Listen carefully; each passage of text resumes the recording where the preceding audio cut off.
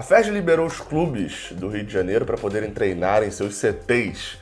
E bem, chegou até essa notícia de que o Fluminense voltaria a treinar no CT, mas já foi desmentida. E aquela pergunta, a FERJ liberou, mas e daí? A FERJ manda em que nesse caso, né? Vamos falar sobre essa notícia e também sobre a queda no número de assinantes do Premier, que é preocupante entre aspas, né? Vamos lá, vamos falar disso aqui nesse giro de notícias.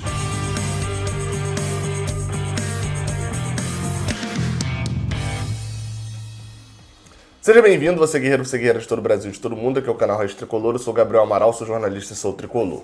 Deixe o seu like aqui embaixo, se inscreva aqui no canal. Hoje é segunda-feira, 4 de maio de 2020 e vamos falar desses dois assuntos aí, começando, primeiramente, pelo Campeonato Carioca.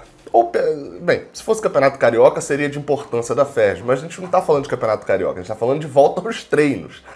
A FERJ soltou um comunicado neste domingo falando que autorizava os clubes a voltarem aos treinos. Só que assim, até onde eu sei, a FERJ não determina se pode treinar ou não pode treinar. A FERJ, se eu quiser montar um time e treinar, eu posso. Mesmo sendo filiado à FERJ, eu posso. A FERJ não desautoriza ninguém a treinar. Ela pode recomendar, né? Fazer uma recomendação. Ou então definir sobre os campeonatos. A FERJ define se vai jogar o Carioca ou se não vai jogar o Carioca. Treinos não importa em nada. Mas enfim. Bem, na notícia inicial, né? Porque antes de sair o comunicado propriamente, o Paulo Vinícius Coelho, PVC, que hoje é da Globo, né? Do Globoesporte.com, antecipou a notícia, soltando lá no seu blog, no Globoesporte.com, de que a FERJ tinha autorizado e de que Flamengo e Fluminense já estavam planejando a volta a esses treinamentos. Na hora eu olhei a notícia e pensei, cara, isso aqui tem algo furado, porque o Fluminense é um dos times que mais está brigando contra essa volta desesperada do futebol, né? Um dos times que tem se mostrado, um dos clubes que tem se mostrado mais responsável nesse lado. Acabou de ter uma reunião com os jogadores, entre comissão técnica, presidente e jogadores, decidindo que os jogadores, se quisessem, não precisavam nem voltar ao Rio de Janeiro para poder fazer os treinamentos de maneira remota, né? Os treinamentos virtuais. Falei disso aqui no sábado, aqui no canal. Qual que seria a lógica da FERJ autorizar e o Fluminense já voltar correndo, mandando todo mundo voltar para o Rio de Janeiro?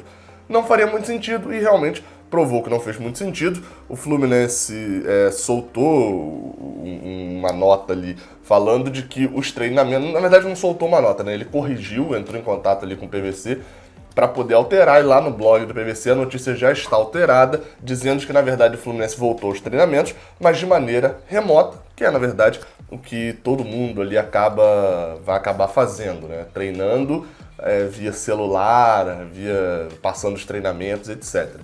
No protocolo lá da FERJ dizia que poderia ser feito treinamento com grupos de 4 jogadores, né? E aí, enfim, tem uma série de lógicas ali, que é a mesma que vai ser aplicada no campeonato alemão, que, olhando assim, inicialmente até parece fazer sentido, né? Mas a gente sabe que, independente de qualquer coisa, não há clima para se disputar um campeonato e se comemorar vitórias nesse momento. Por último, é importante destacar, a Prefeitura e o governo do Estado do Rio bloquearam, obviamente, né? Isso já era bem esperado de que isso acontecesse. Tem até um posicionamento da Prefeitura, que foi feito ao próprio Globoesporte.com, abre aspas. A Prefeitura não autoriza. A Prefeitura entende que isso significa toda uma estrutura de trabalho envolvida e, em ondas, vai aumentar a aglomeração. O prefeito deu entrevista nesta tarde, a tarde do domingo, e alertou que esta é uma semana decisiva porque vamos receber pelo município equipamentos que a Prefeitura havia comprado para a saúde em agosto de 2019, incluindo os essenciais respiradores, que somam 806. Mas o Estado e o governo federal não terão por agora a leva de equipamentos que compraram. As curvas aumentaram e a população precisa tentar ficar em casa, porque será uma semana mais preocupante agora. Então esse é o posicionamento feito e assim, é aquela história, né? Se volta o futebol, é uma onda de voltou o futebol, tá tudo voltando ao normal, vou sair na rua e etc. Aumenta o contágio. Segunda notícia deste vídeo é sobre Premier. E por que eu falei que ali, entre aspas, né, era preocupante, mas acho que se quiser tirar as aspas, pode deixar isso, pode tirar também. Por quê?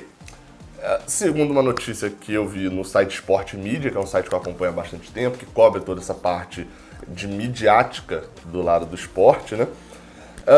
O Premier perdeu uma série de assinaturas no mês de abril. Vou dar os números, propriamente, já de início, né? Nas 3 principais operadoras de TV por assinatura, eu não sei quais são as 3, mas imagino que a Sky represente uma fatia gigantesca do bolo aí das TVs por assinatura, mas só nas 3 principais, o Premier tem cerca de 2 milhões de assinantes e perdeu 150 mil, ou seja, perdeu quase 8% de assinantes. Só para você ter noção, isso significa dizer que a Globo, segundo o site ele diz isso, que a Globo perdeu em um mês cerca de 12 milhões de reais. Isso considerando o pacote do Premier na TV por assinatura. Tem como comprar o Premier também, só o Premier Play, que você só compra o acesso pela internet, né? Ou pelo celular, pelo computador e etc., que é um pouco mais barato. Esse daí foi uma queda ainda maior, porque normalmente é mais fácil de você cancelar, né? Na TV por assinatura você vai cancelar o Premier, o cara fala, mas tá bom, mas você perdeu a HBO, enfim, é uma série de complicações.